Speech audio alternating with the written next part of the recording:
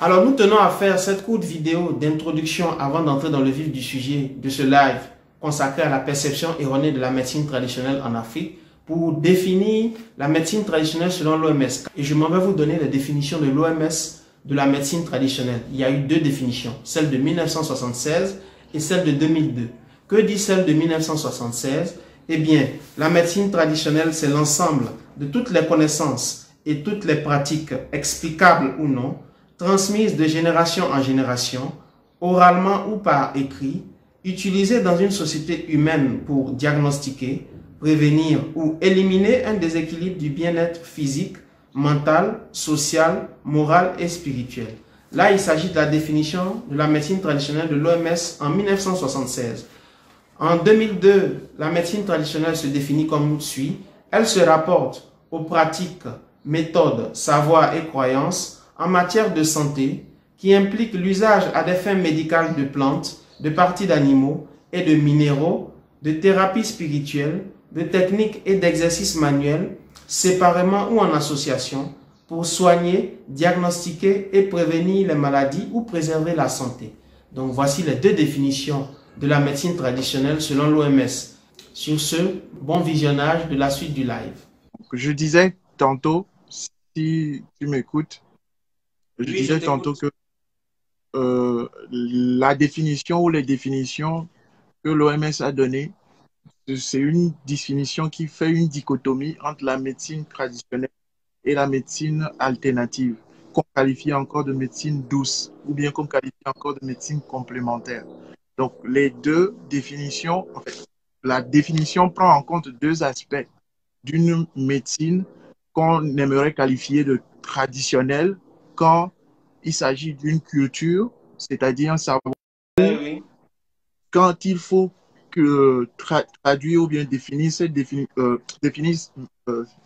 médecine-là comme complémentaire, quand il y a un regain d'intérêt scientifique derrière, comme l'Ayurveda, l'aromathérapie, l'homéopathie, la chiropratie, l'allopathie, la naturopathie, L'acupuncture, si tu veux aussi. voilà, toutes ces médecines-là qui sont qualifiées de complémentaires, ce sont toutes des adjectifs ou bien des choses que l'on a trouvé bon de mettre en petites catégories comme ça. Donc, quand on parle de médecine traditionnelle, souvent on entend parler de médecine traditionnelle africaine, médecine traditionnelle chinoise, médecine traditionnelle indienne, ainsi de suite. Donc, c'est tout à fait une autre façon d'appréhender cette médecine, en guillemets, qui n'a pas pour eux des apports, des données suffisamment pertinentes pour pouvoir en faire une science, en fait. Ce qui est totalement, en fait, cela n'a pas une démarche. Si on veut dire une démarche rationnelle, scientifique, qui respecte les canons actuels, parce que il faut dire que c'est les canons actuels de médecine qu'on suit. Si ça sort de ce cadre, on va nous dire que ce n'est pas, entre guillemets, rigoureusement scientifique et plein d'autres qualificatifs. Il faut dire qu'il y a une médecine que toi et moi, on partit à la fac pour apprendre, et ça, c'est une médecine qui est conventionnelle. C'est une médecine qui se vend dans les facultés. C'est une médecine cartésienne. C'est une médecine qui prend en compte les symptômes, qui soigne les patients en fonction des symptômes, qui pose des hypothèses diagnostiques et qui les traite en tant que telles sur le sujet avec des apports et des réalisations concrètes dont il bénéficie en fait beaucoup d'avantages, disons, plutôt technologiques. Technologique, oui. Voilà, dans le domaine. Donc, ça, c'est, disons, plutôt le côté rationnel ou le côté occidental de la chose qui nous pousse à voir d'un autre œil cette médecine. Donc, je disais tantôt qu'en réalité, il n'y a qu'une seule médecine. Il n'y a pas deux médecines, il n'y a pas trois médecines, il n'y a pas une médecine alternative et ainsi de suite. Avant l'avènement de cette médecine qui est enseignée dans les universités, il faut se poser la question, mais comment est-ce que les gens se faisaient soigner? C'est ça l'intérêt en fait de la recherche. C'est ça l'intérêt justement d'aller vers la médecine traditionnelle, vers ce que l'OMS a du mal à définir maintenant et que nous avons trouvé un échappatoire en rendant ça plus ou moins cartésien, plus ou moins bien établi, bien bâti. Bien établi, voilà. Avec Voilà, avec des j'ai codes. envie de dire des livres bien déterminés qui disent, voilà, c'est ça, ça, ça, ça, avec bien sûr les examens, la technologie, la biotechnologie. Et voilà, en fait, je te coupe pas, mais euh, quand on est dans ce cadre-là, pour nous, c'est assez carré. On va se dire qu'on sait où on va. Bon, enfin, je veux dire qu'on sait où on va en guillemets parce que c'est beaucoup plus rassurant pour la personne comme toi et moi, nous avons fait la fac, d'être dans un truc qu'il a vu en théorie et qu'il voit maintenant en pratique. Et Ouais. moi, si tu veux, la remarque que j'ai faite lorsque je lisais cette définition, c'était que comme ça n'a pas d'explication, comme la médecine traditionnelle n'a pas d'explication cartésienne, rationnelle, ben, on la met de côté. Alors que, Mhm. comme tu l'as dit, c'est une médecine d'approche culturelle, de croyance. D'ailleurs, même dans les définitions que l'OMS a données, elle le dit clairement, ça se base sur des croyances transmises oralement ou par écrit. Donc, j'ai envie de dire, je ne peux pas juger quelque chose qui se base sur le vécu d'un peuple, d'une communauté. Il faut plutôt chercher à comprendre pourquoi ils le font comme ça et bien sûr en tirer, disons, une certaine application. Parce que quoi qu'on le dise, les gens, je profite pour rentrer dans le sujet en même temps de premier chapitre, les croyances, les gens croient à quelque chose. L'autre remarque que j'ai faite dans les définitions, le mot spirituel revient souvent. Et il faut le dire, en Afrique, nous avions, même si ça reste encore, nous avions notre spiritualité. Donc, basée sur des explications bien définie de la conception du monde, de la vie, de l'être humain en général. Et c'est selon cette conception que l'on soignait les gens. Et personne ne va le nier. Nous avons tous fait la fac. Nous avons tous eu au moins, ou toutes eu cette expérience d'être devant une personne malade qui décide d'aller vers cette médecine qu'on appelle traditionnelle, qui vous revient 2 semaines après en pleine forme, sans problème. À moins d'être incrédule et de nier le bienfait que cette personne a eu, on ne peut pas le nier. Donc, il y a des effets, mais toujours est-il que c'est basé sur la croyance. Maintenant, la question que peut-être moi j'allais te demander, c'est est-ce que c'est pour des besoins euh, de des besoins j'ai envie de dire didactiques ou de conception que on a arrangé la médecine traditionnelle à côté, c'est-à-dire comme on ne peut pas l'expliquer rationnellement, bon, on la met de côté. Ce qui est sûr, elle existe, mais on la met quand même de côté. Est-ce que le fait de faire cette approche aussi renforce ce sentiment de médecine, en guillemets, qui ne marche pas ou qui ne va pas? Je ne sais pas ce que tu en penses. Déjà, mais pour répondre à cette question, il faut que j'apporte certaines clarifications sur les croyances. Quand on parle de croyances, nous n'avons pas une seule croyance dans le monde entier. Les croyances sont en général rattachées à des faits historiques. Et s'il faut aller un peu plus loin, on va peut-être se confronter à des moyens de, disons, de contrôle ou bien de moyens de, comment dire ce mot-là, des moyens de, le fait de réassurer, en fait, de mettre des gens dans un système où ils peuvent se reconnaître culturellement et spirituellement, en fait, qu'ils partagent des valeurs et Des des valeurs, principes. oui. Donc, ce mode de fonctionnement, c'est un mode de fonctionnement qui est humain. Et on le retrouve un peu partout, que ce soit en Afrique, un peu partout dans le monde entier, il faut que l'être humain se attache à une certaine forme de croyance. Maintenant, quelles sont les croyances qui, en fait, auxquelles nous faisons face aujourd'hui, surtout en Afrique, par exemple? Quelle est la manière dont on aborde nos aspects, notre côté spirituel? Quelles sont les choses qui nous sont, qui ont en fait, laissé des séquelles dans notre passé, dans notre histoire, qui font qu'aujourd'hui, on a peut-être du mal à se rapprocher de certaines croyances que nous avions avant et qui font maintenant objet de De fuite voilà. en avant, de questionnement, de dénigrement, si je veux dire comme ça. Non, je dirais pas ça, je dirais pas de fuite en avant, mais plutôt des objets de, de dégoût, des objets de, De peur. de non-appartenance, en fait. Et ce sont ces choses-là qui nous ont mis dans, disons, beaucoup plus dans un petit pétrin en Afrique, dans le sens que la dernière fois, j'étais en train de lire un article qui disait que d'ici 2050, la population africaine sera à plus de 80% chrétienne, par exemple.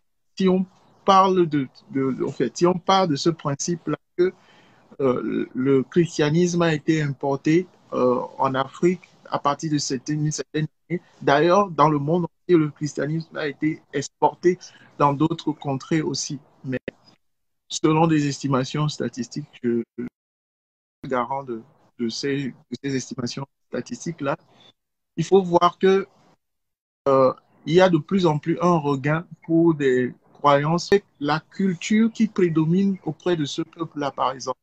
Donc, Oui. c'est des rapports conflictuels. Ce que je veux souligner, souvent des rapports conflictuels avec l'individu Oui. et on peut maintenant résoudre ce problème-là. Cela entraîne évidemment voilà, d'autres problèmes en fait, parce que le fond n'est pas résolu.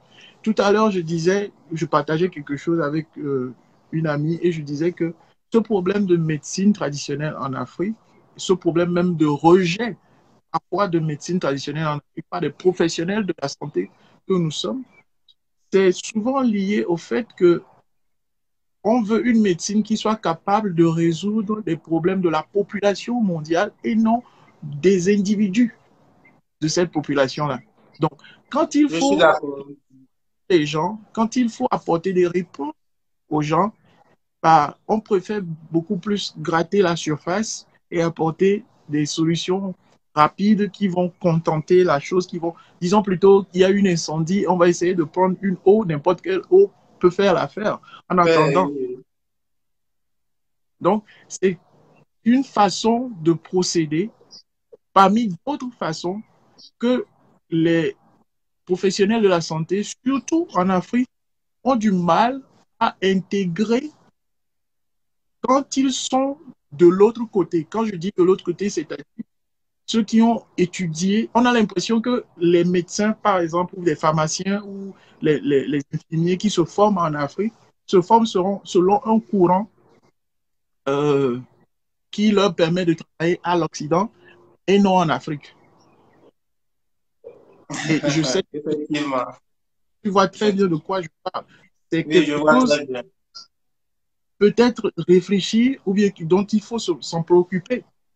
À mon avis, je pense qu'il faut se saisir de la question maintenant et voir quelles sont les choses qui ont été faites. Et je pense que c'est l'objectif de ce live aujourd'hui, présenter à nos auditeurs, ceux qui ont la chance de rester avec nous, Avec seront ceux nous, qui, oui. jusqu'à présent en Afrique, les centres scientifiques de recherche qui sont basés en Afrique. Malheureusement, comme moi je trouve, quand je découvre ces choses-là, je ne suis pas en Afrique, il faut le dire.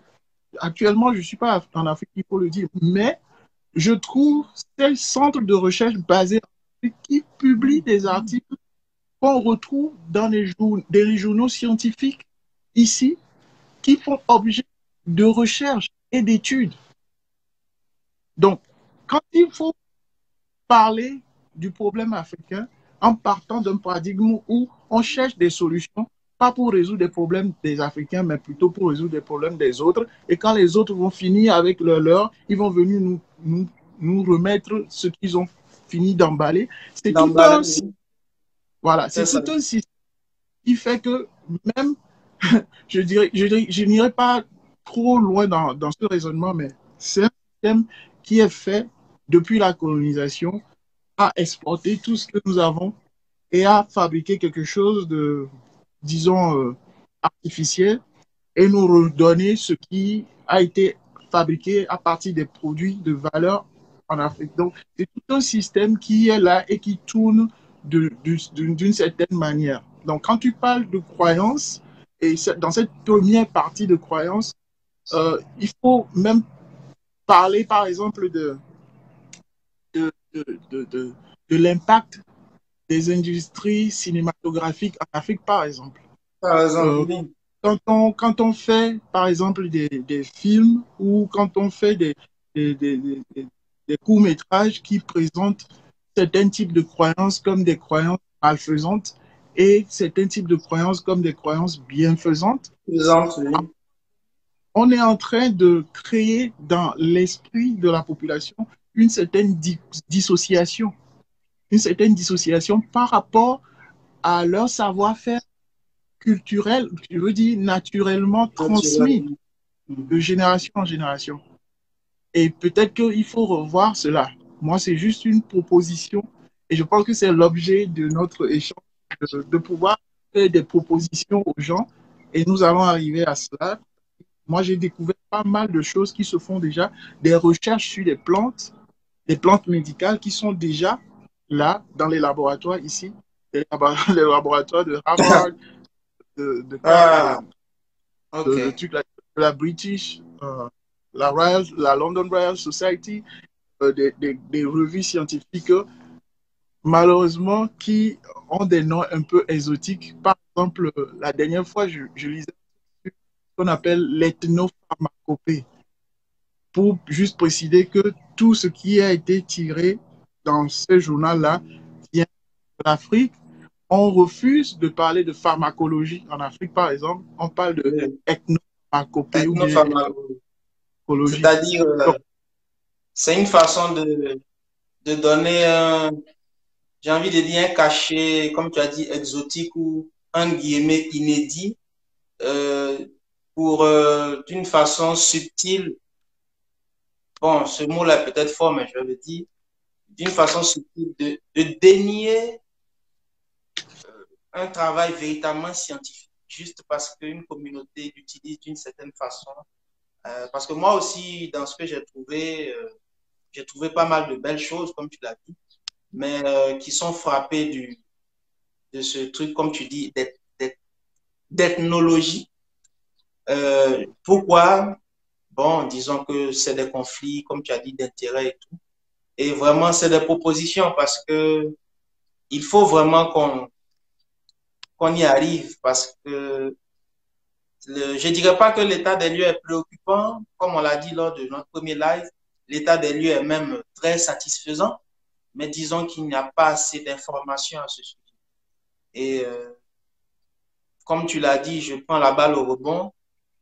Ben, c'est avec l'introduction de la colonisation que toute cette médecine, ce rattachement à une certaine forme de pensée, de croyance, a été subtilement rangé de côté, qualifié de non scientifique. Enfin, je ne vais pas faire tout l'étalage des qualificatifs, mais tu connais, tu sais de quoi je vais parler. Et ce qui fait que, pour moi, je donne moi-même mon expérience, ça paraît, entre guillemets, bizarre ou inacceptable, ou même, disons, il y a souvent du rejet à mon endroit, parce que justement, je veux m'intéresser à ça. Donc, c'est comme si nous ne devons pas nous intéresser à ça. Nous devons rester dans ce qu'on nous a appris. Et puis, bon, voilà, quoi. Et je pense que c'est préoccupant. Il faut repenser notre façon de voir. Il y va de la santé, pas seulement de la population, mais de chaque individu en Afrique. Je, Donc, je c'est pense, un peu ça. Oui, vas-y, pour terminer. je pense que ce que tu dis si bien je pense qu'il y a ce chercheur anthropologue qui l'a bien souligné, c'est Gabonais. Pour ceux qui ne le savent pas, il y a un au Gabon, je pense que c'est un centre de recherche de, de, de, euh, de recherche médicale au Gabon. Pour ceux qui sont de l'Afrique francophone, par exemple, peuvent se rapprocher de cela. Je pense qu'après le live, tu pourras donner les contacts de ce. Je suis en train d'avancer un peu sur le live, mais je vais plutôt dire que ce travail de Monsieur Olivier Nkulu Kabamba a été un travail génial. C'est un Gabonais qui a parlé de ce problème de repli identitaire. Les tradithérapeutes ne cherchent qu'à collaborer. Les vrais tradithérapeutes. Je ne parle pas Des de ceux qui charlatans. font des charlatans, voilà, de ceux qui font pousser des cheveux en moins de 24. Je parle des vrais tradithérapeutes qui ont l'habitude de soigner les populations, qui ont l'habitude d'apporter une solution à leur communauté, ont envie d'apprendre. Mais il y a un repli identitaire, par exemple, au niveau de- des professionnels de la santé, Oui, qui oui. souvent, tu les entends ou bien tu les entends dire, genre, moi, je ne reste que dans ce que je maîtrise. Je ne reste que dans ce que je maîtrise. Il n'y a pas question pour moi d'aller conseiller, d'aller, je sais pas, aller conseiller mon patient, aller chercher une médecine traditionnelle. Et souvent, c'est le refrain. On va pas leur dire, voilà, allez ce phytothérapeute-là. Mais si tu vois un peu dans le parcours d'un patient, par exemple, en Afrique, avant d'atterrir chez j'essaie de montrer un peu quelque chose que j'ai essayé de résumer avant Oui, ce oui. live ici. Quand tu vois un peu le parcours d'un patient en Afrique, c'est un parcours de combattant. Quand il faut avoir accès aux soins de santé, parce que jusqu'à présent, les objectifs du développement des millénaires, on ne sait pas à quel niveau on en est en Afrique, par exemple, parce que souvent on dit qu'on manque de données, on souffre de données. On souffre de données parce que justement, les gens parfois vivent dans des endroits où ils n'ont même pas accès à ces genres de technologies que nous utilisons aujourd'hui. Oui, Tous oui. ces tradithérapeutes dont on entend parler, et souvent je dis aux gens, quand ils me disent, ils me posent la question, mais comment tu fais pour reconnaître les faux, les charlatans des vrais? Je leur dis souvent, mais moi, en gros, ce que je sais, c'est que aucun charlatan ne viendra, en fait, aucun tradithérapeute digne de ce nom ne viendra vers vous dans votre inbox sur Facebook ou bien dans Oui, votre chat oui. sur WhatsApp pour vous proposer des remèdes miracles. Miracle. Ils sont trop occupés pour ça. Et souvent, quand vous voyez des annonces ou bien des publicités aguichantes qui veulent vous donner toutes les solutions du monde sur un plateau, vous-même, les gens même savent que c'est pas tout à fait vrai, mais ils ont envie de faire, en tout cas, de tenter l'expérience pour voir, comment on dit, pour voir s'ils peuvent avoir une solution à leur réponse. Et À leur problème. malheureusement, le fait d'accumuler ce genre d'expérience fait que finalement, ils se disent, bah, il n'y a rien qui se fait, on ne sait pas où se trouvent les gens qui s'intéressent vraiment, ils sont tous des féticheurs, ils sont tous des charlatans, et on ne sait pas où est-ce qu'il faut mettre, voilà, distinguer le vrai du faux. Donc, il y a des petites astuces comme ça que moi je dis souvent aux gens, mais ces gens-là n'ont même pas le numéro de téléphone. Pourquoi c'est difficile? Et je pense que tu as fait un travail remarquable avec Dr. Croix, qui lui aussi est un médecin qui a fait le cursus normal, qui a soutenu sa thèse et Oui, qui oui. aujourd'hui dirige. Voilà. En fait, je pense que je suis en train de prendre un peu de l'avance sur Oh, ce c'est pas live-là. grave, c'est pas grave, c'est de bonne guerre. C'est pas grave. Mais je voulais juste résumer le parcours d'un patient lambda en Afrique. Souvent, la maladie commence avec quoi? Les enjeux, comment dire, les enjeux Oui, oui. empiriques, c'est-à-dire quand on est malade en Afrique, souvent, on cherche à se soigner soi-même. Automatiquement, on cherche à, bon, une petite fièvre, on dit c'est le palu. Je sais pas, un petit coup de fatigue, c'est le palu. Ou bien c'est la grippe. Ou bien, chacun se cherche à prendre soin de soi, ce qui va de soi. Genre, ce qui est tout à fait normal. Quand j'ai mal quelque Oui. part, j'ai envie de connaître la cause et j'ai envie de l'attribuer à une cause. Mais ce parcours empirique va rapidement se réduire à ce qu'on appelle des enjeux culturels et des enjeux épistémologiques. C'est-à-dire que quoi? Les enjeux culturels dans le sens où quelqu'un qui a beaucoup plus, disons, des impacts ou bien des influences occidentales ou une croyance qui est plus ou moins, on va dire, moderne, aura beaucoup Mhm. plus Oui, oui. facilement envie d'aller consulter dans un hôpital, par exemple. Alors que quelqu'un qui est culturellement assis dans sa médecine traditionnelle, qui sait qu'il y a un guérisseur dans le village et qui connaît son affaire et qui guérit pour 2 francs, pour 1 sou, cette maladie-là, la première démarche, c'est d'aller rapidement consulter ce monsieur pour des raisons financières. Et nous tous en Afrique, nous faisons ça. Soit on prend, on fait ce qu'on appelle de l'automédication, ou Patient, soit oui, oui.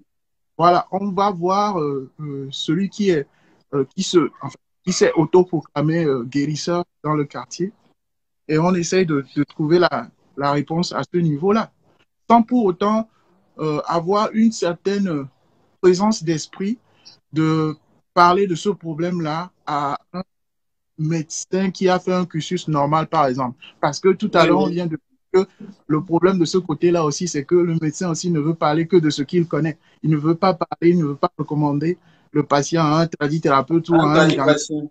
Il veut, à un il, mar- j'ai envie voilà, de dire, il veut pas se mouiller. Voilà. voilà. Donc, ce repli identitaire, le patient typique en Afrique fait face à ça. Donc, il est laissé pour compte. Il est laissé, voilà, dans le vide comme ça. Et ensuite, il y a le repli religieux. Donc, quand je parle de repli religieux, Ça, c'est le plus gros repli. cette démarche-là, en fait, c'est lié intrinsèquement à la dimension spirituelle de tout un chacun, de la croyance de tout un chacun. Et tout ça, là, ça évolue dans un très bref délai, ou parfois sur une longue durée. Et tu vois des patients qui traînent quelque chose qui peut régler en 5 minutes à l'hôpital, par exemple, pendant des années. Et ça s'accumule, et ça s'accumule, et ça s'accumule. Et on pourrait résoudre ce problème-là facilement si ce patient-là avait la présence d'esprit, ou bien s'il y avait un personnel soignant qui pouvait lui dire les informations utiles, les informations valables pour pouvoir résoudre son problème. Donc, soit c'est dans un bref délai, ou soit c'est sur des années que ces choses-là se passent. Et évidemment, on atterrit sur ce qu'on appelle la, le, le, la phase psychosomatique de cette maladie-là. Et le patient voit qu'en réalité, bah, la prière ne peut plus grand-chose pour lui. Le Ngagam a tout essayé et on n'a pas trouvé de solution. Voilà, qu'est-ce que j'ai? Je ne sais pas ce que j'ai, donc je finirai à l'hôpital ou que les médecins essaient de deviner un peu ce que j'ai. Donc, finalement, nous, on a abouti en fin de chaîne, C'est ça. pour pouvoir essayer de réparer ce qui se passe ou bien de voir à la radio avec des analyses biologiques, qu'est-ce qui se passe et tout ça là. Et faire tout un travail de rééducation de ce patient qui en réalité pouvait se faire dès le départ, dès le début. Donc, c'est tout un parcours du combattant pour Combattant. quelqu'un qui n'a pas accès à Internet, qui peut-être n'a pas, qui a accès à Internet, disons ça comme ça, mais qui a des croyances qui sont limitées à des choses qui ne sont pas peut-être vraies, qui vont peut-être, des mauvaises informations qui vont peut-être influencer sur ça et sur ces décisions. et qui vont faire que cette personne va traîner pendant longtemps pour pouvoir résoudre un problème en réalité qui pouvait se résoudre en 5 minutes à l'hôpital dans un cas bien approprié, ou avec un tradithérapeute bien éduqué, c'est-à-dire un tradithérapeute qui connaît son métier, où on peut résoudre le problème là en 2 temps, 3 mouvements, mais on finit par laisser de temps ou bien pas laisser des espaces à cause de cette ignorance-là, à cause de cette manque d'information. Donc, il y a des choses qui se font, on va en parler tout à l'heure. Il y a des professionnels de la santé qui ne sont pas que des gens carrés avec des stétos, la blouse au cou. La blouse blanche, en tout cas. Pardon. Il y en a quand même. Donc, qui sont des gens qui sont aussi dans ce domaine-là, qui peuvent les intéresser. Donc, merci, j'ai trop parlé, mais je voulais juste de façon ramassée, insister Oui, sur oui. le parcours de combattant des auditeurs qui nous suivent, qui peuvent nous donner leur poser des questions sur la chose. Donc, voilà, selon moi, mon avis, de manière ramassée, ce parcours de combattant auquel fait face un Africain lambda actuellement pour accéder au Au soin, c'est tellement symptomatique parce qu'on on le voit dans notre pratique courante. Pour ceux qui nous suivent, vous pouvez toujours poser vos questions pendant qu'on déroule les différents chapitres. Nous essayerons d'y répondre. Donc là, disons qu'on a épuisé le premier chapitre, les croyances. Et globalement, comme Dr. Lee l'a dit, je suis d'avis avec lui. Nos croyances actuelles proviennent d'un long passé à la fois historique, social, on va dire religieux et économique. Enfin, c'est toute une chaîne entremêlée qui explique souvent, j'ai envie de dire que pour moi, c'est ce qui explique souvent l'errance de certains patients. L'avènement aussi des charlatans, il faut le dire, il y a énormément de charlatans.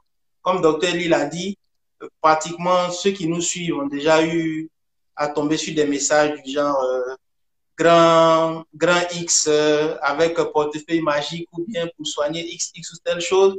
Donc ça, on va dire, c'est de la médecine publicitaire, c'est de la médecine 5 étoiles, bling bling.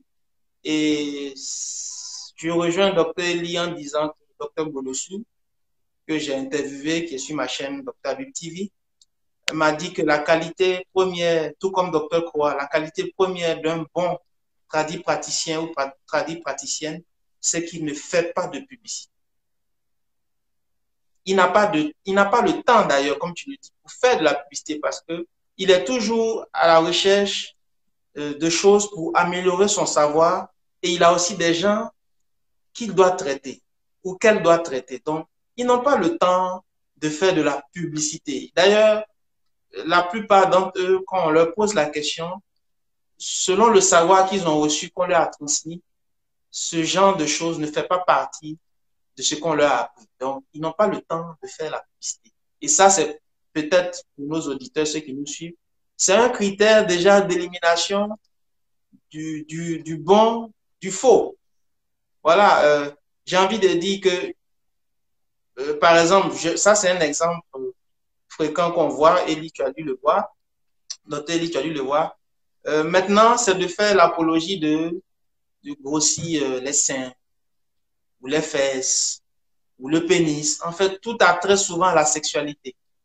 Et moi, dans mes réflexions, je me dis que même si il existe un bon praticien qui fait ce genre de choses, il ne fera pas de publicité. Parce que ce n'est pas un truc à faire pour tout le monde, ni parce qu'on en a envie. D'ailleurs, il y a de bons praticiens qui, lorsque vous venez, s'ils ne peuvent rien faire pour vous, il va dire, je ne peux pas, humblement, je ne peux pas t'aider. Ça, ce n'est pas la qualité première des charlatans. Donc, c'était par rapport aux croyances. On va enchaîner directement au modèle d'intégration. Comme modèle d'intégration, déjà, c'est un exemple que j'ai vu lors des recherches avant de ce live. C'est la collaboration des matrones, c'est-à-dire les matrones, c'est le nom qu'on attribue aux femmes qui aident à l'accouchement, c'est-à-dire aux sages-femmes.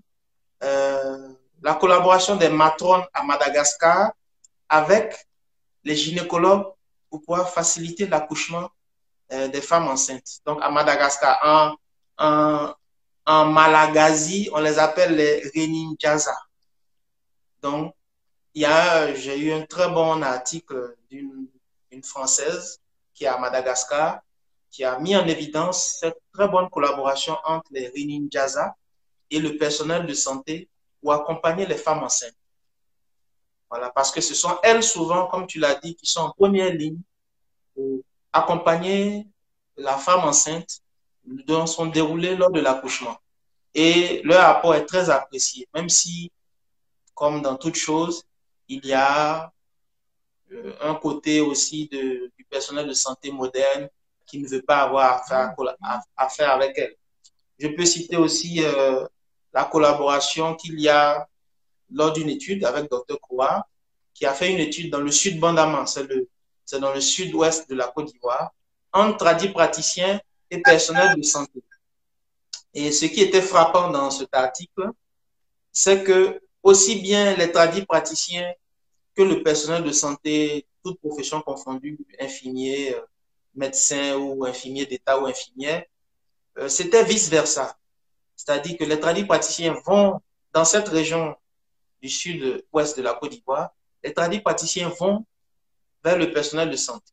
Le personnel de santé aussi va vers eux. Donc, c'est des exemples de collaboration qu'il y a qui sont effectifs, mais comme tu as dit, ils ne bénéficient pas d'informations.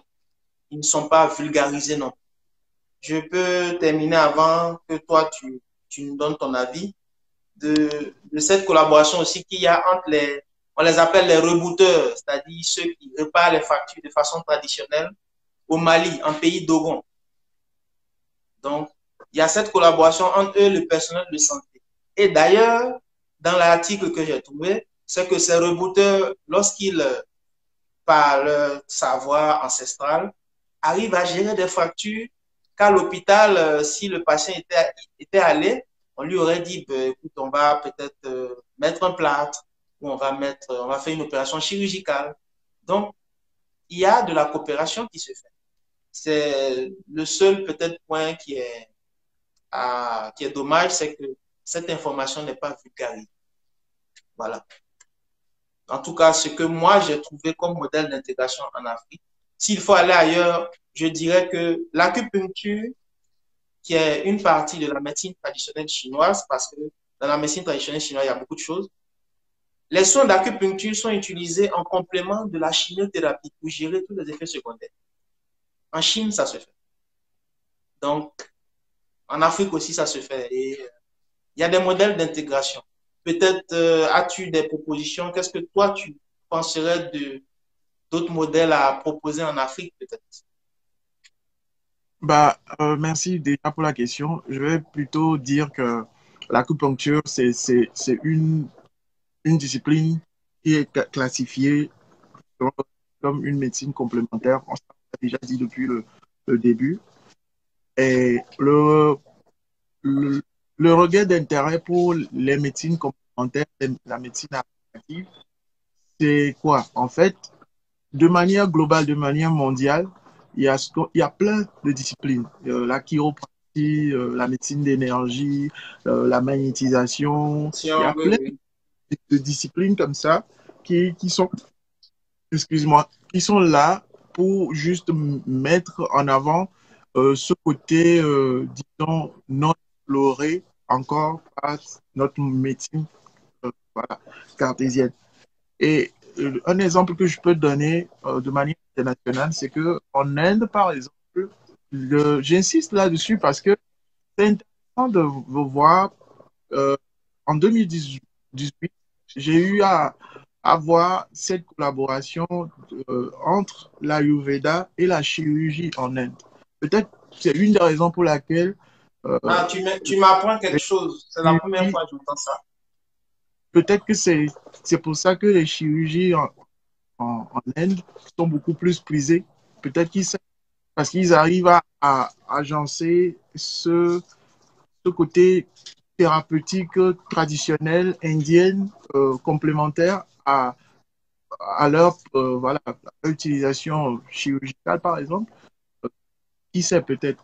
À Londres, par exemple, on utilise déjà les huiles essentielles pour les prises en charge des patients, des petits problèmes, des petits soucis post-op, par exemple, comme les ballonnements, le problème de gaz, l'évacuation de gaz, des trucs qui se font déjà à Londres en utilisant les huiles essentielles. Euh, quoi d'autre je peux citer? Euh, il y a des stratégies de soins, ou ce qu'on dit des soins, de stratégies de soins primaires de santé, euh, qui sont une initiative de l'OMS dans les années 70, si je me rappelle bien, en 78, qui ont été développées et qui ont été reprises par des recherches de ce chercheur gabonais dont je viens de mentionner tout à l'heure le nom. Il s'appelle Olivier Nkoulou Kabamba, qui a vraiment fait un travail très, très intéressant sur le sujet, qui parle de la médecine européenne, la médecine chinoise et la médecine traditionnelle, euh, de par leur contribution en Afrique, par exemple. Donc, si vous retrouvez, c'est un ouvrage, je pense qu'à la fin de ce live, on peut le mettre en disposition, en disponibilité pour ceux qui veulent s'interroger sur le sujet. Euh, il y a d'autres choses qui se font encore dans le monde entier. Par exemple, en Mongolie, carrément, l'OMS avait fait une étude parce que déjà en Mongolie, ils avaient difficilement accès au système de soins. Donc, euh, le problème qui se pose, c'est que selon cette culture, selon cette croyance, euh, il fallait trouver l'alternative qui pouvait les aider sur le plan sanitaire. Donc, la solution qui a été proposée, c'était de leur offrir des kits sanitaires traditionnels qui sont faits à base de plantes, de décoctions, de petites choses qu'ils ont l'habitude déjà d'utiliser, mais qui sont des kits qui sont déjà bien euh, appropriés en fait. Donc, l'étude a été une réussite parce que même les Mongols, eux aussi, ils ont apprécié. Et moi, j'aurais aimé qu'on fasse des études pareilles, par exemple, qu'on peut-être on prenne l'initiative de distribuer des kits traditionnels aux gens qui viennent à l'hôpital, distribués par des personnels de santé, justement, que nous, on n'a pas envie de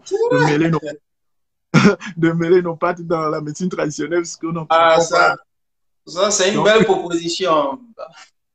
donc ce serait des choses comme ça, des choses intéressantes comme ça qu'on pourrait reprendre, par exemple, en Afrique. Actuellement, à l'heure où je suis en train de te parler là, on a des centres de recherche au Cameroun, des recherches en phytothérapie, qui sont des recherches qui sont publiées régulièrement dans les journaux scientifiques africains ici. Et ces chercheurs reçoivent des subventions pour venir présenter leurs études, leurs projets aux États-Unis, évidemment. Et qui, malheureusement, Ah, vraiment. n'a n'a pas encore connu son essor en Afrique. Et pourtant, ce sont des choses qui sont bel et bien là, qui se passent. Le centre qui est au Gabon, par exemple, ce centre-là a vu des projets, par exemple, où on définit des objectifs. Quand on a un traducteur, un guérisseur dont on connaît ses actions, Sa qui propose, compétence. on recueille sur une fiche de par exemple, le nom, le prénom du guérisseur, l'origine, l'âge, le rite pratiqué par ce guérisseur, les maladies qu'il soigne efficacement, qui sont connues, et puis l'adresse de ce guérisseur. Donc, ce sont des choses qui ont été déjà bien assises, bien huilées, qu'ils ont essayé de proposer à la population locale et qui sont des objets d'études courantes actuellement. Ils sont en train de mener sur le terrain. Ça, je parle de la réalité au Gabon. Je parlerai encore plus de quelque chose qui se passe actuellement, je pense, au Mali, dont tu as déjà fait un petit aperçu là-dessus. Mais au Mali aussi, ces services sont très, très bien connus pour la pharmacopée traditionnelle, où les gens peuvent avoir accès à deux types de pharmacies, la pharmacie Oui. traditionnelle et la pharmacie moderne. Et donc, tout ça est en train d'être fait et se fait actuellement pour le bien-être et la prise en charge spécifique de chaque patient dans son identité culturelle et dans le respect de l'intégrité des patients, en fait. Donc, tout ça, c'est des choses magnifiques qui se font actuellement. Et si les gens sont, en fait, si ceux qui nous suivent actuellement sont intéressés, évidemment, on peut leur laisser des liens, des contacts. Et ce que je peux dire, c'est que moi, je suis aromathérapeute et je pratique les huiles essentielles. Et dans mes consultations, parfois mes consultations, maintenant, je les fais en ligne parce que il y a des choses qu'on peut prévenir. Et je mets beaucoup plus l'accent sur la prévention que sur le fait de recueillir De en, recueillir la guérison. voilà, en fin de parcours quelqu'un En fin qui de a parcours. un marabout, qui a vu un charlatan, qui a vu un féticheur, qui a vu des collègues, et ensuite qui a traîné un peu sa pathologie dans tous les sens avant d'atterrir chez quelqu'un en pensant que le remède miracle, c'est cette personne-là qui va le lui trouver. Tout ça à cause du système de croyance de cette personne ou à cause du manque d'information, de l'ignorance sur ce que cette personne-là traverse par exemple. Donc, c'est ce que je fais. Je le fais à distance si je ne peux pas le faire euh, maintenant Physiquement. en présentiel. Voilà, je le fais qui sont à Dakar, qui sont à Lomé, qui sont en France. Il y en a qui sont ici aux États-Unis ou bien même en Australie. Si vous êtes intéressé, j'ai mes contacts. Mon site, c'est eliseessentials.com. Mon adresse et tout ça, vous le trouverez sur le site. Et j'ai une page Facebook aussi, eliseessentials.com, et une page, je pense, une chaîne YouTube. Donc, c'est Oui, pour oui, bien. euh, pouvoir distribuer rapidement ces savoirs-là, en fait. Bien sûr, on va donner les contacts à la fin de ce live, même bien après ça, lorsque la vidéo sera disponible, on glissera bien sûr toutes les informations et tous les contacts. Et voilà. Moi j'avoue que pour préparer ces deux parties de ce live, bon, j'étais déjà un peu en avance sur les recherches. J'ai été agréablement surpris du fait que plusieurs pays africains avait déjà cette vision-là bien avant que bon, l'OMS vienne faire des recommandations et tout.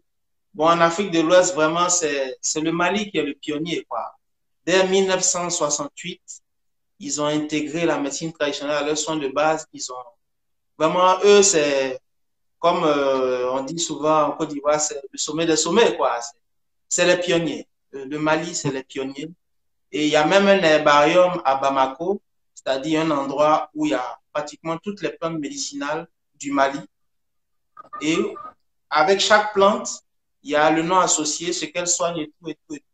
En Côte d'Ivoire également, avec Dr Koa, qui est responsable du programme de médecine traditionnelle. Comme tu l'as si bien dit, Dr Koa a fait notre système à nous, mais par la force des choses, il est traduit praticien aussi. Et d'ailleurs, c'est lui qui coordonne la médecine traditionnelle en Côte d'Ivoire. Ils ont toute une cartographie de chaque tradit praticien, chaque tradit praticienne, avec ce qu'ils soignent dans toutes les régions de Côte d'Ivoire.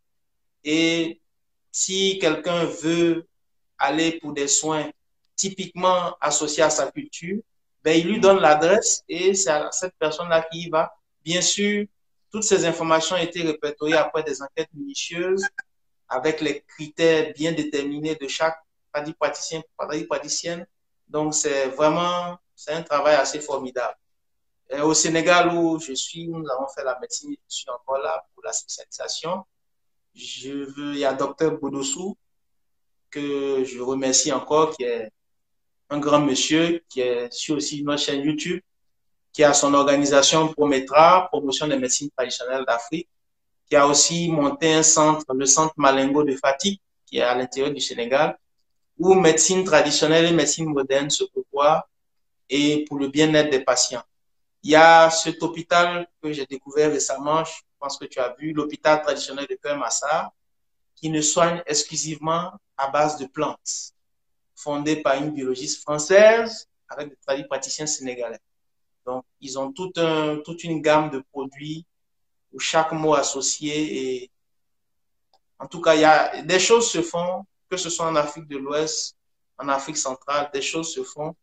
Et c'est le lieu de dire que c'est parce qu'il n'y a pas l'information est là, noir sur blanc, elle est là, disponible, mais elle n'est pas assez communiquée. Et si je veux revenir en arrière du fait aussi des croyances actuelles en Afrique, il y a toujours cette réticence. D'ailleurs, le coq même est d'accord avec moi. C'est pour ça d'ailleurs que ce live a été titré Perception erronée de la médecine traditionnelle, parce que c'est une perception vraiment erronée. Donc, je pense que le coq chante parce qu'il est d'accord même avec moi. Donc, c'est pour ça qu'il chante. Je pense que les coqs se sont réveillés. Et bon, peut-être nous chanter la fin. Voilà, ils vont chanter la fin, ils sont d'accord. Donc, comme ressources, il faut dire que moi, j'ai eu accès à beaucoup de ressources. Désolé. Non, il n'y a pas de problème. On les salue chaleureusement, ils se sont réveillés. Désolé, c'est bon. C'est bon, calmez-vous. C'est bon. C'est pas grave. Donc, comme ressources, il y a Dr Godossou à Dakar,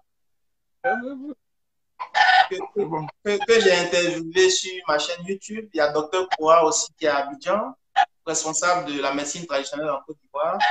Il y a l'hôpital traditionnel de Keur Massa ici au Sénégal.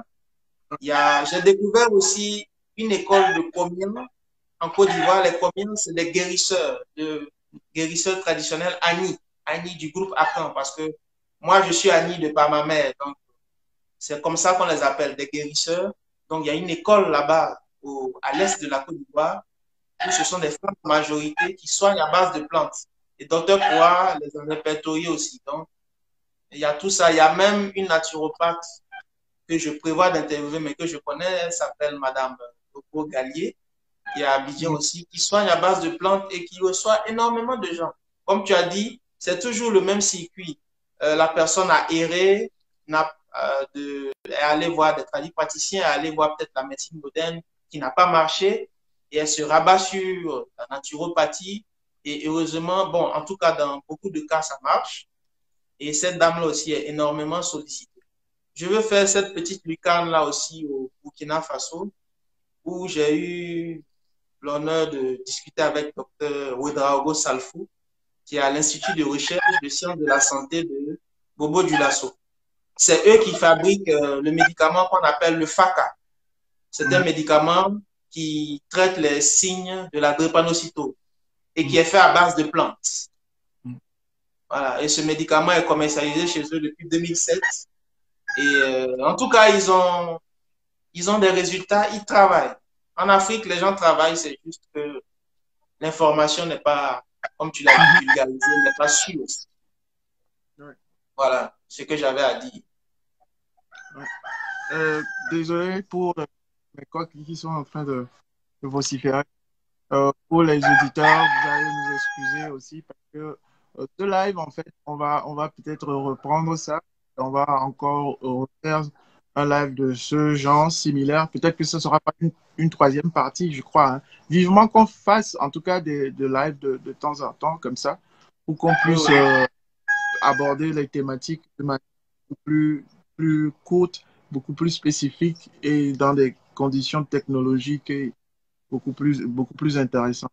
Intéressant. Donc, ouais, merci beaucoup pour ton soutien, pour ton partage, pour ce que tu apportes aussi de ton côté comme contribution à cette médecine que souvent on qualifie de fétichiste ou de sorceleur, de sorcier. Et malheureusement, c'est encore ancré dans nos esprits. En tant qu'Africains, on a beaucoup de mal à se rattacher à une certaine identité qui est la nôtre, en fait. Je parle de la génération post-coloniale et je parle des gens qui n'ont pas vécu ce, comment dirais-je, ce contact direct avec les gens qui avaient qui détiennent en fait ce genre de savoir. Mais heureusement, on a maintenant des ressources, des livres, des documents, des archives qui ont été faits par ces mêmes colons qui nous ont laissé justement quelques regains d'intérêt sur les spécificités d'antan qu'ils ont trouvées sur chaque population, sur chaque donnée qu'ils ont collectée en Afrique. Il y a pas mal de choses qu'on aimerait dire ou bien que j'aimerais dire sur ce live, mais je ne pourrais pas. Il faut que je demande Effectivement. la permission à mes coqs pour que, pour qu'on puisse en parler davantage. Mais je pense que c'est des choses importantes qu'il faut mettre à la disposition des gens qui ont de problèmes réels, qui ne cherchent qu'à trouver des solutions, bien des gens pour les aider dans un sens, voilà, d'allévier, d'alléger leurs problèmes. Tout à l'heure, je parlais du centre qui est au Gabon. C'est le centre, en fait, pour donner en fait des références et les ressources disponibles. Le centre s'appelle le Centre de la Recherche, le Centre national de la recherche scientifique et technologique. C'est le CNRS. Et c'est un centre qui est basé à Libreville depuis les années 90. Donc, ce centre recueille justement ces, ces données-là, en fait, ou bien ces apports scientifiques de la médecine traditionnelle. Et il y a des chercheurs qui font des publications sur des nouveautés ou bien des plantes qu'ils étudient auprès de dans ce centre-là. Par rapport à cela aussi, à Madagascar, il y a un centre qui s'appelle le Centre national d'application des recherches scientifiques, en fait, et dans Tanarivo, toujours dans les années 90, où il y a pas mal de choses qui se font déjà dans ce centre-là. Je pense que c'est même un de ces centres-là qui a eu un regain d'intérêt par rapport à la pandémie récemment connue, en fait. Bon, disons que la pandémie est toujours là, mais il y a ce regain d'intérêt pour l'utilisation ou bien l'approche naturelle ou l'approche thérapeutique à base de plantes, Oui, chez oui. les malgaches, par exemple. Donc, ces choses-là se font déjà. Ce ne sont pas des choses qui sont nouvelles. Et c'est pour ça qu'ils sont fiers de leur publication pour pouvoir aider la population dans ce sens-là. Malheureusement, tu constateras avec moi que jusqu'au début, depuis le début de ce live, il y a peut-être qu'une dizaine de personnes qui nous suivent jusqu'à présent. Peut-être qu'il y Oui, en auront qui vont suivre, il y en auront qui vont voir en fait, qui vont avoir le temps pour s'intéresser à ces choses-là.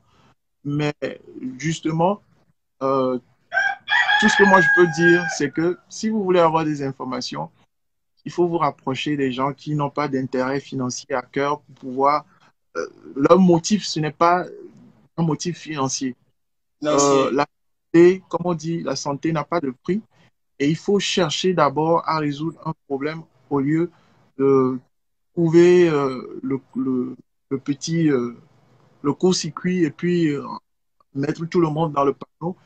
C'est la solution de facilité en fait. Pour moi, je trouve que c'est la solution de facilité. Et si on Ça, avait oui. des choses qui nous permettent, nous en tant que professionnels de la santé d'abord, de communiquer avec ces gens-là et de pouvoir récupérer rapidement les patients qui vont vers eux.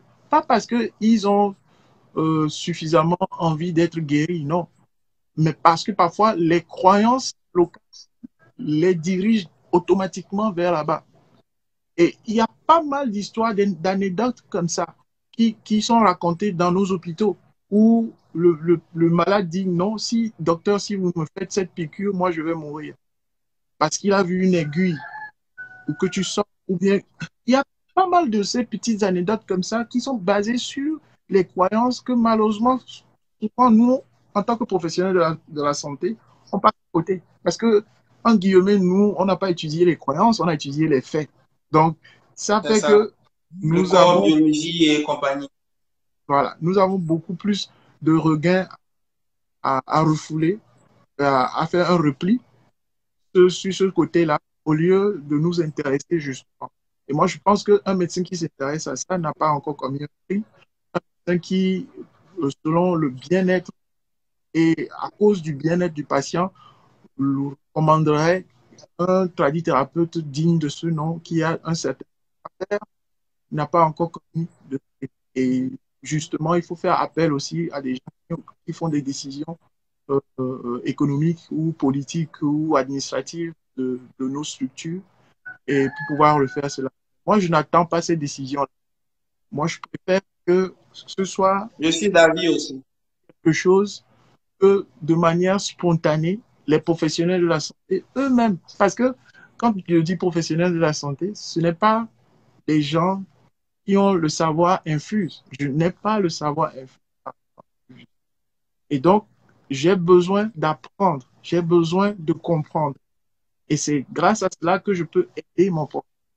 Donc, c'est important aussi, quand on parle de professionnels de la santé, de se prendre d'abord en tant qu'un être humain et avoir une démarche humble de la chose pour pouvoir approcher le patient, pas en tant que le monsieur en blouse blanche avec la seringue à la main, le stéto au cou, Le mais en tant stéto et que tout. quelqu'un qui vient dans un esprit de comprendre le problème de ce patient-là, ou bien d'arriver à comprendre le problème. Je sais que dans nos hôpitaux, ce serait difficile de faire ça, mais tout ce que je souhaite, c'est d'avoir un centre qui nous permettrait de faire un tri, qui nous permettrait de faire un aiguillage, qui nous permettrait quand même de pouvoir reventiler toutes les personnes qui viennent voir une salle. Moi, j'ai vu ça en Inde, une salle d'Ayurveda à côté de, de, de, d'une salle d'opération chirurgicale, des tables chirurgicales. Je te demande comment Oui, tu oui. arrives à faire ce genre de choses, alors qu'en Afrique, dès que tu prends quelques décoctions et que tu signales ça à ton médecin, bah, tu es déjà condamné parce que le médecin lui-même, il ne croit pas et il te dit, bah ouais, la dernière fois, je pense que c'était un collègue qui me faisait une réflexion sur un article que j'avais partagé sur une plante qu'on utilisait même pour dissoudre les calculs rénaux, qui sont des plantes qui ont été utilisées dans les années 48 et 50 pour soigner des populations locales avec des lithiases, tu vois. Et, Oui, oui. et ce collègue-là, justement, sûrement il ne connaissait pas trop la plante, mais sa première réflexion, c'était de dire, bah, bonjour, l'insuffisance rénale en téléchargement, par exemple. Donc, l'ignorance de notre côté, parfois, nous cause beaucoup plus de préjudice que d'avoir juste une petite once ou bien une petite graine d'humilité pour pouvoir aller vers les gens qui connaissent vraiment ce qu'ils font, apprendre davantage sur ces sujets-là. Ce serait vraiment un truc révolutionnaire en Afrique. Ce serait un système de santé propre à l'Afrique aussi, qui, dans lequel le patient lui-même peut rapidement s'intégrer et volontairement venir voir un médecin, venir consulter un médecin. C'est peut-être utopique, mais l'utopie, ce n'est pas cela qu'on veut en Afrique, parce que la réalité voudrait que les gens qui sont en Mongolie, les gens qui sont en Occident ou bien en Asie mineure, tout ça, eux, ils le font déjà. Ils vivent déjà cette utopie-là qu'on dit, on dirait, en fait, on qualifierait D'utopie. voilà, d'utopie en Afrique. Donc, c'est un peu ça, mon souhait.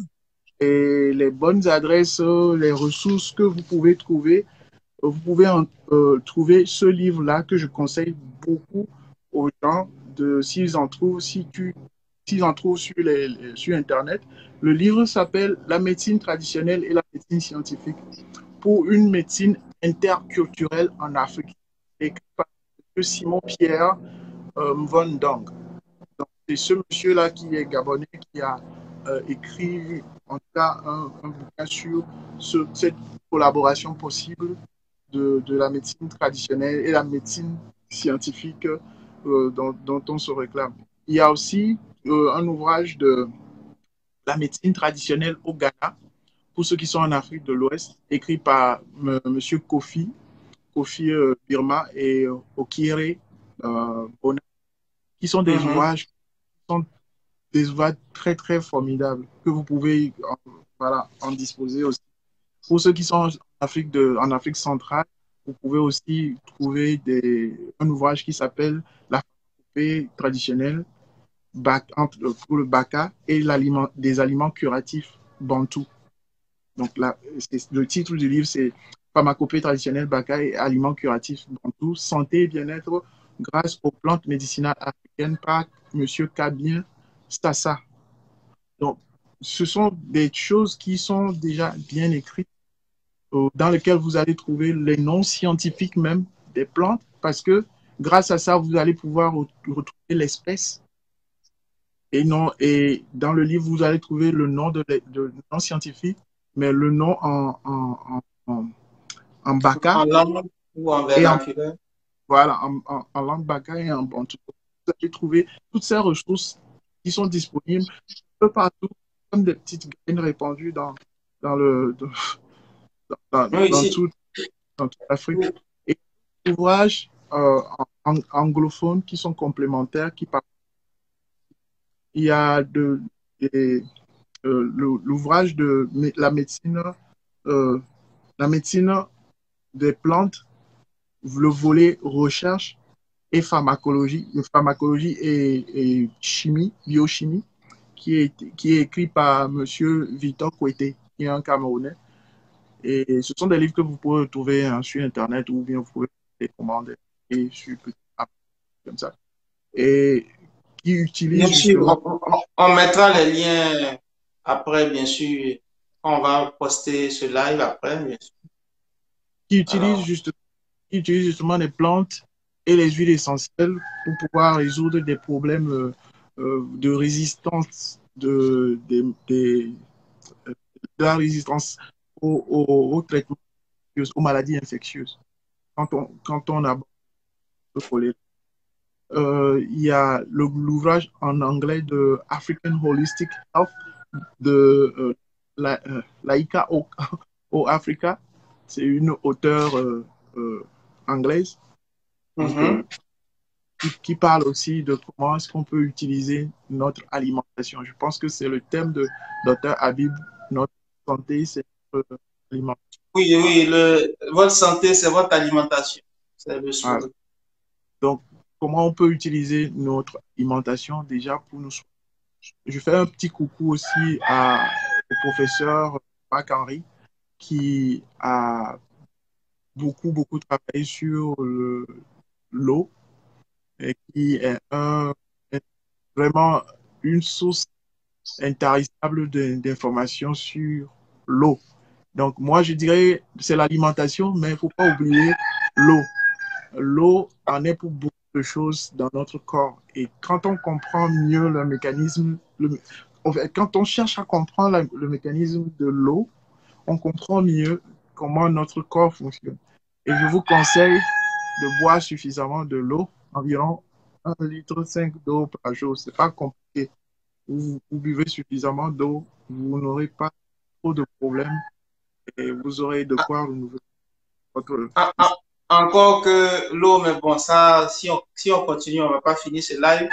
Encore que l'eau, bon, moi, enfin, c'est vite fait, hein. Je sais que la bonne eau, ce n'est pas une publicité que je fais, mais c'est les informations que moi j'ai eues. La bonne eau, c'est celle qui est conservée dans un récipient en verre ou en porcelaine. Et c'est une eau, c'est-à-dire, souvent, bon, là, on va rentrer un peu dans peut-être le volet spirituel, énergétique. Souvent, lorsque les gens ouvrent leur robinet, ils boivent automatiquement de l'eau. Il faut laisser l'eau se reposer. Il faut la conserver dans une bouteille en verre ou en porcelaine parce que lorsqu'elle est en verre ou en porcelaine, elle garde encore toutes ses propriétés actives, meilleures pour le corps humain. Voilà. Donc, ça, c'est un additif que moi, j'ai trouvé dernièrement. Et le professeur Marc-Henri, oui, j'ai entendu parler de lui, mais bon, on ne va pas s'étendre sur lui. C'est un grand chercheur, effectivement. Peut-être Peut-être pour rajouter quelques livres. Oui, qu'on fera un live un jour s'il est disponible, on pourra l'inviter et mettre euh, je dirais plutôt une vidéo de, de présentation où il est sur YouTube, je crois aussi, pas mal de contenu. Si les auditeurs ont du temps, ils peuvent aller chercher un peu. Et là aussi, ils peuvent se renseigner sur qui il est et avoir beaucoup plus d'informations dessus. Euh, Vivement qu'on refasse encore. J'aurais aimé en tout cas qu'on refasse encore cette deuxième partie-là. Et pour qu'on Non, ce puisse. sera plus deuxième partie, ce sera troisième partie. Bah, en tout cas, je pense que moi, j'aime mieux travailler dans ce genre de cadre où euh, voilà, je suis un peu. Je suis trop à l'aise aujourd'hui. Donc, excusez-moi de, Non, on sent que tu es dans la nature, c'est ce qu'il faut. Il faut aussi dire à ceux qui nous suivent que la santé, ce n'est pas seulement suivre les recommandations du médecin, bien manger ça. Bon, Elie l'a dit, boire de l'eau, mais aussi il faut profiter de la nature. Il faut vous évader souvent. Nos villes, nous vivons maintenant dans un environnement d'hyper-stress. Nos villes sont polluées. Nous ne prenons pas assez de temps pour aller dans nos villages. Là, je reviens dans la médecine traditionnelle parce que la plupart des Africains, Africaines, quand on leur dit d'aller au village, ils disent ah non, non, non, non, il y a des sorciers là-bas. Bon, écoutez, ça, je ne suis pas très d'accord avec ça, mais ce n'est pas l'objet du live. Mais il faut sortir, je profiter peux, de votre environnement. C'est très important. Très important. je peux ajouter quelque chose par rapport à ça. Tu dis? Je peux ajouter quelque chose par rapport aux histoires des sorciers là. Oui, vas-y, tu veux ajouter quelque chose? Oui. Ouais, mais les sorciers, il y en a partout. Les sorciers, il y Tu en a sais, partout. tu sais, en Côte d'Ivoire, on dit souvent le sorcier ne paye pas de transport. Donc, c'est pas la peine de mettre l'argument que où je vais, il sera là-bas. Le sorcier ne paye pas de transport. S'il veut venir te trouver, il viendra te trouver. Et puis c'est tout, quoi. Il n'a pas besoin de transport. Les sorciers, les sorciers, il y en a partout. Tu sais, dans le livre, dans un des livres de voix littéraires que je disais la dernière fois, il y a cette histoire que le chercheur a racontée sur une sorcière, en tout cas une sorcière, une dame qu'on aurait qualifiée de sorcière armée, dont les policiers sont venus faire une arrestation, voilà. Donc, ils ont enregistré ses aveux sur une magnétophone. Et au moment de la faire comparaître, quand on jouait cet enregistrement où elle réécoutait ce qu'elle avait donné comme aveu, elle s'interroge devant, en fait, elle s'exclame devant toute la salle et le juge et les huissiers, tout ça là devant eux. On leur demande, mais qui est ce monsieur ou bien qui est cette personne dans cette assemblée qui a une sorcellerie beaucoup plus forte que la tienne pour capter sa voix? Et ça s'est Ah, produit. ça, c'est bien envoyé. Ça s'est produit à Lomé. C'est une ça. C'est pour dire que les sorciers, il y en a partout. Les sorciers, pas seulement en Afrique. Et si vous avez peur des sorciers et que vous réfugiez dans une certaine forme de croyance, euh, bon, il faut juste dire que c'est un repli. C'est un repli. Peut-être pour se protéger, pour se... Ah, Euh, il y a Djenabou qui dit dans le live que les sorciers ne sont pas forcément mauvais. Mais bien sûr, parce que je donne mon expérience personnelle, Elie sûrement a vécu ça. euh, Ce terme de sorcellerie a été trop galvaudé. D'ailleurs, lorsqu'on pose la question souvent aux gens, bon, c'est quoi le sorcier pour eux? C'est quelqu'un qui posséderait, entre guillemets, des pouvoirs métaphysiques, qui peut rentrer dans un animal, un hibou peut-être, ou un chat, pour venir leur faire du mal. Mais moi, j'ai envie de dire, dans ce cas, ce n'est plus de la sorcellerie puisque vous attribuez quelque chose à quelqu'un et vous êtes convaincu que c'est ça. Donc, en réalité, vous arrivez à le distinguer puisque, par essence, le sorcier ou la sorcière est doté, ça c'est la définition de Dr. Bouloussou qu'il a donné dans un de ses livres que je lis en ce moment, Éthique, science et développement, où il dit le sorcier anthropophage, c'est le symbole des énergies créatrices intellectuelles non disciplinées, non domestiquées et qui se déploient à l'encontre d'un intérêt du moi ou de la famille ou du clan. Donc, quand on dit non domestiqué, ça veut dire que c'est quelqu'un qui n'a pas la connaissance de soi, de lui-même, et qui se déploie pour faire du mal. la médecine vaudou est aussi une forme de médecine qui fait peur et aussi non reconnue, donc assimilée à la sorcellerie. Bon, Elie, je te laisse répondre à ce que Niki vient de dire. Qu'est-ce que tu en penses? C'est moi qui réponds à la médecine vaudou. Non, moi je peux répondre, hein. Je peux répondre parce que Dr Bodossou, que j'ai interviewé sur une de ma chaîne YouTube, Oui. Dr Bodossou, clairement, quand je suis allé le voir, la première fois, il m'a fait asseoir, il m'a dit, jeune homme, excuse-moi, hein, mais je suis prêtre vaudou. Est-ce que ça te dérange? J'ai dit, mais pourquoi? Il dit, ah, parce que quand on dit vaudou, tout de suite, les gens voient la poupée qu'on va piquer, le gars qui va rentrer dans un hibou pour venir voir, pour vous avertir que demain, je vais manger ton âme. Ou, en tout cas, on lui attribue des pouvoirs tellement grandioses que dès que peut-être il te touche, tu vas disparaître. Donc, j'ai besoin de savoir, est-ce que ça te dérange avant qu'on discute? Je lui ai dit, mais moi, je n'ai pas ce problème. Je viens pour le savoir, pour la connaissance. Donc, ça ne m'intéresse pas. Et d'ailleurs, lui-même, il a dit, le vaudou, c'est une science selon voilà, une culture, la culture Yoruba au fond, ou Ewe même, puisque tu es Ewe Eli, ça c'est tu es Ewe. Donc, c'est une explication du monde selon cette culture. Et que ton maître ne fait que te transmettre le savoir. Il n'est pas responsable de ce que tu en fais. Mais que pour tout pratiquant du vaudou, ils savent qu'il y a toujours un retour sur ce qu'ils font. Donc, le bon, le sérieux, l'honnête, si vous venez lui dire, je veux que tu peut-être tues quelqu'un ou j'ai besoin de quelque chose, gentiment, il va vous dire, retourne d'où tu viens parce que moi, je ne fais pas ça.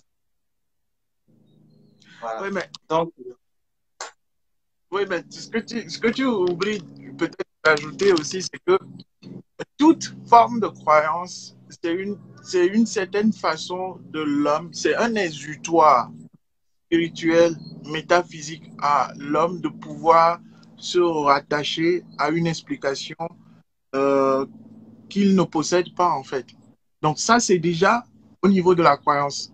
Maintenant, si moi, ma croyance diffère de la tienne, ça veut dire que on est en train de partir de paradigmes qui ne sont pas identiques. Et donc, quand il y a encore comment dirais-je, des appréhensions.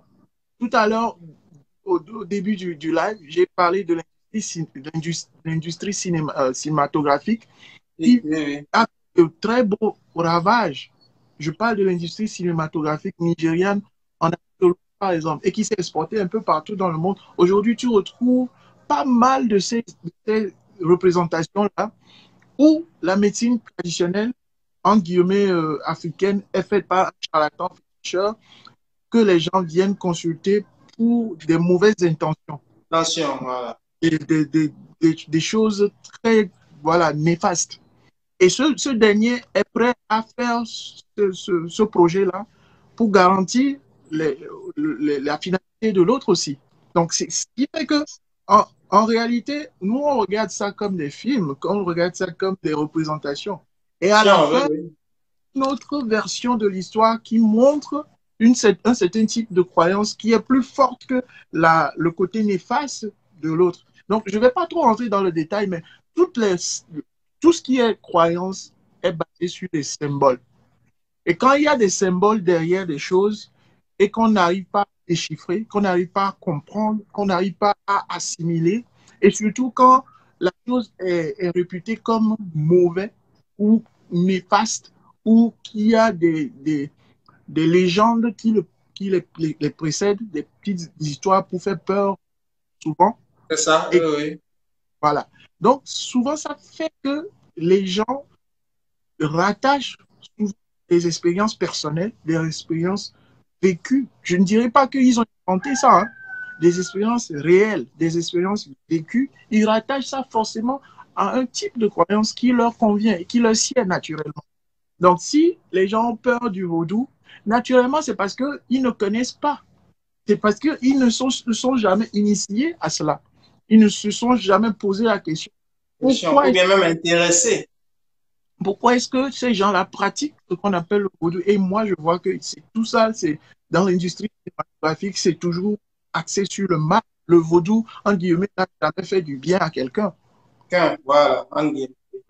C'est tout ça là qui renforce cette croyance, ces croyances diaboliques de la chose, à force de regarder dans l'industrie cinématographique des, des chimères comme les vampires, des chimères comme les, les, les, les, Les loups-garous.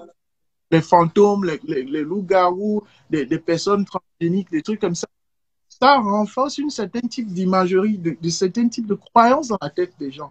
Et donc, les gens qui se rattachent, en fonction de type de système de croyance dans lequel tu te retrouves, évidemment, tu vas avoir horreur de ce qui est opposé. Évidemment, tu vas toujours avoir peur de quelque chose qu'on te dit qui est réputé négatif, néfaste à ta croyance de base, par exemple.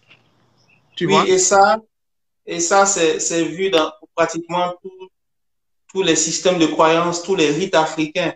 Je me souviens au Gabon, on a beaucoup parlé du Gabon aujourd'hui, les Gabonais sont à l'honneur.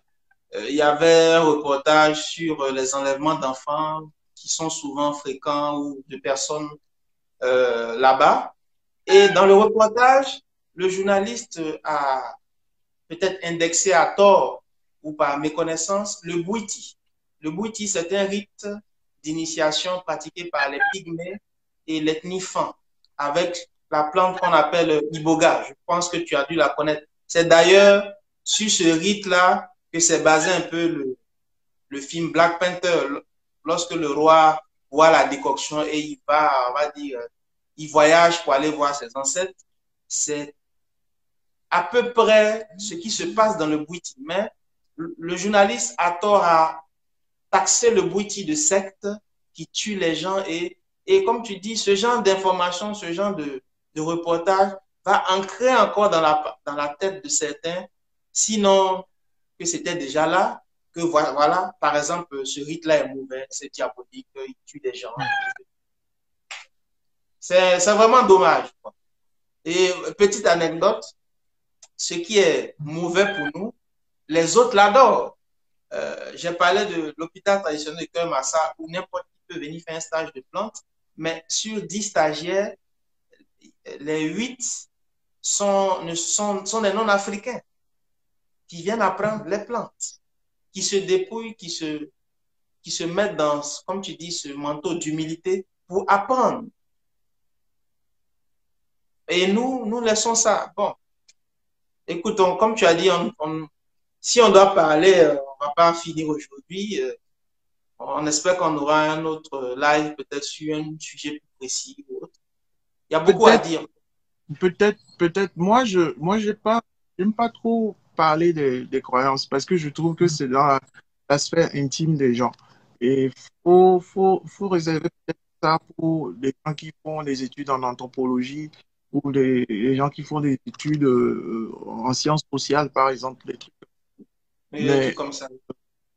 moi, personnellement, je respecte les croyances des gens euh, et je respecte leur philosophie de vie aussi. Et donc, je ne peux pas me prononcer sur le fait que ce soit une philosophie de vie qui convient ou qui ne convient pas. C'est chacun selon ce qu'il a compris et ce qu'il a appris de ses expériences.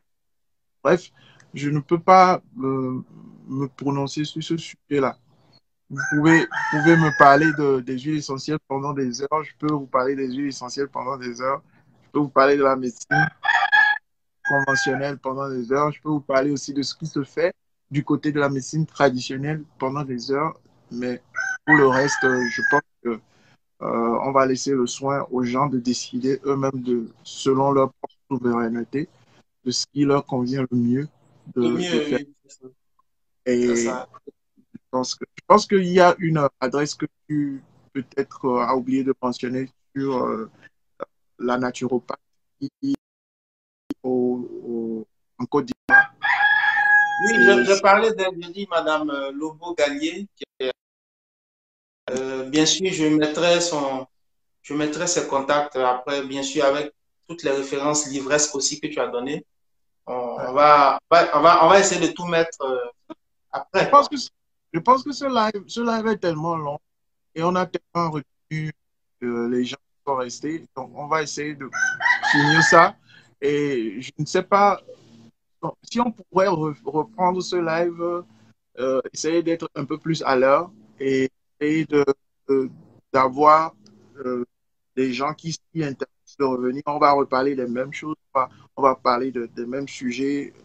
Ce serait intéressant pour moi de refaire ce live-là et de D'accord. pouvoir disposer de ce contenu vidéo-là avec les adresses et tout ça, Oui, que bien les gens sûr. puissent suivre, les gens qui sont actuellement peut-être pris par d'autres choses puissent revenir. On d'autres Et, occupations. Oui, et après, bon, s'il faut que je change de cadre et avec mes coques qui sont là en train de déranger, oui. on pourrait reprendre ça, quoi. C'est juste pour te dire qu'on pourrait reprendre ça. Effectivement, bien, comme tu l'as dit, on va clôturer ce live. On remercie tous ceux qui sont restés jusque-là à présent. En tout cas, on vous remercie beaucoup, beaucoup. Dans la langue de ma mère, on dit Medawase. Et puis, merci encore à Dr. Eli. Désolé encore pour les soucis techniques. Les sorciers étaient à l'œuvre, mais bon, finalement, ils se sont dissipés. Ils nous dit que bon, ça suffit. On veut que Eli vienne s'occuper de nous peut-être. Donc, il est temps de vous laisser. Merci Hicham, merci d'être resté jusque-là. Voilà, Hicham, c'est quelqu'un avec qui j'ai fait stage à Dakar, ça fait un bon moment. C'est un plaisir de voir qu'il a suivi notre live. J'espère que tu as appris beaucoup de choses. Et comme Eli a dit, docteur Eli l'a dit, ben, on vous remettra ce live en bonne et due forme avec toutes les adresses. Et puis pourquoi pas le refaire. Euh, Peut-être proposer nous aussi des sujets. Qu'est-ce que vous en pensez? Et puis nous allons, on va refaire ça. Donc, docteur Eli, si vous voulez en savoir plus sur l'aromathérapie, docteur Eli a sa page, Eli Essential Oil. De toute façon, on écrira tout après, bien sûr. Mais il est aromathérapeute. Voilà, les huiles essentielles, c'est son dada, si je dis ça comme ça. Je te remercie aussi pour ta disponibilité. C'est toujours enrichissant je pense qu'on va refaire ce genre de choses plus souvent. Et nous espérons que tous ceux qui sont restés là aussi ont appris des choses. Et voilà, maintenant je te laisse le mot de fin avant de clôturer. Bah, le mot de fin, il n'y a pas de mot de fin. Moi, tout ce que j'aurais à dire, c'est que vivement qu'on refasse encore ce live en bonne, Je suis d'avis, je suis même très d'accord. en bonne et due forme et qu'on invite, en fait, qu'il y ait un partage autour de la question qui fasse que cette vidéo puisse tomber dans les oreilles des gens qui en ont vraiment besoin. Parce que les gens dont on a parlé aujourd'hui, souvent, ne sont pas sur les plateformes que nous utilisons pour communiquer, Mais par exemple. j'utilise. Et pour ceux qui nous ont suivis du début jusqu'à la fin, vraiment un grand merci d'être restés. Et malgré les difficultés techniques et tout ça, merci beaucoup d'être restés. Et surtout, euh, poser des questions. Euh, Ces informations ne sont pas faites pour rester dans un cercle privé. C'est fait pour que les choses puissent avancer, les choses puissent progresser. Euh, je pense que chacun d'entre nous a laissé un peu des préoccupations de routine. Je pense que tu étais à l'hôpital quand il fallait faire ce live-là, il fallait trouver un moment, un créneau dans la journée. Moi, je travaille à partir de mon ordinateur un peu partout, tout ça là. Donc, qu'on fasse un petit temps, 2 heures, 3 heures comme ça, pour pouvoir parler de ces choses-là qui, malheureusement, on avait prévu ça depuis 2 semaines, mais aujourd'hui, on a encore des difficultés techniques pour pouvoir communiquer de manière fluide. Peut-être que la solution serait de commencer un peu plus tôt, ou trouver d'autres alternatives pour pouvoir Alternative. mettre à disposition nos conversations, ces histoires-là avec, avec les gens qui pourraient bien bénéficier. Donc, si vous avez aimé ce live, si vous voulez partager ces ressources, Allô? partagez ça avec vos amis, partagez ça avec les gens que vous pensez ils en auront besoin. Et voilà, mon mot de fin, c'est en tout cas, prenez soin de vous. N'oubliez pas de vous laver les mains. C'est très important. Voilà. D'accord. Donc, on vous remercie, vous tous, et merci encore, Docteur Lee. Et donc, on va se dire à bientôt et on pourra. Ce live sera disponible, bien sûr, après, avec toutes les informations que nous avons dites lors de ce live. Donc, Docteur Lee, merci et à bientôt alors. Et n'oubliez Merci. pas, votre santé, c'est votre alimentation. Voilà.